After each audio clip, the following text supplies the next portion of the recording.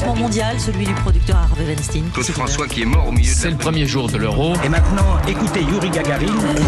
Aujourd'hui et demain a lieu à Bordeaux le Challenge international du vin. C'est le plus ancien des grands concours internationaux de vin organisés en France. Il est ouvert à tous les vins du monde, sans distinction de millésime. Bonjour Laure d'Autriche. Bonjour Dimitri, bonjour à tous. Alors ce matin, vous avez choisi de nous faire vivre une petite dégustation de vin à travers les archives d'Europe 1.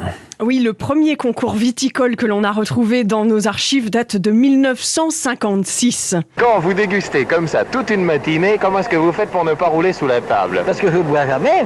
Comment vous ne buvez jamais? Je mecte mon palais. Quel est jusqu'à présent le vin que vous avez apprécié le plus dans votre carrière? Il y a un vin qui a dû vous emballer plus il y en a un qui m'a emballé, c'est l'Ozone 1900. Le vin de l'année 1900, le meilleur vin pour ce spécialiste qui s'exprime en 1956. En 65, Europe 1 assiste au concours des vins à Mâcon, en Saône-et-Loire. Le micro se promène à travers les tables du jury. Comment sont les rouges? C'est dans le rouge, vous? Oui, comme vous pouvez le voir, le jury est abondamment abreuvé puisqu'on a une trentaine d'échantillons. Vins rouges et vins blancs, parfaitement réussis. 1964 est acquitté. Bouteille mamie, pourquoi vous videz-vous?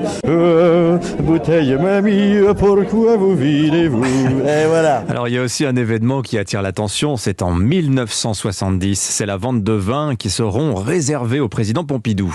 Oui, mise aux enchères de plusieurs vins qui viendront garnir la cave du palais de l'Élysée et les prix montent pour cette bouteille de Bourgogne qui est un grand cru. 3000, À 3000 pour la cuvée Pompidou. 5000, 10 000. Vous venez de goûter le vin Georges Pompidou. Il est très charpenté, il a du corps, il a ce fameux parfum de violette qui est bien connu en Bourgogne et c'est un vin de garde et qui fera honneur, je crois, à la table présidentielle. Sinon, savez-vous comment on déguste un sauterne? Réponse en 1972 avec ce vigneron. Il faut d'abord le regarder puisqu'il a la couleur du soleil. Vous en prenez une gorgée.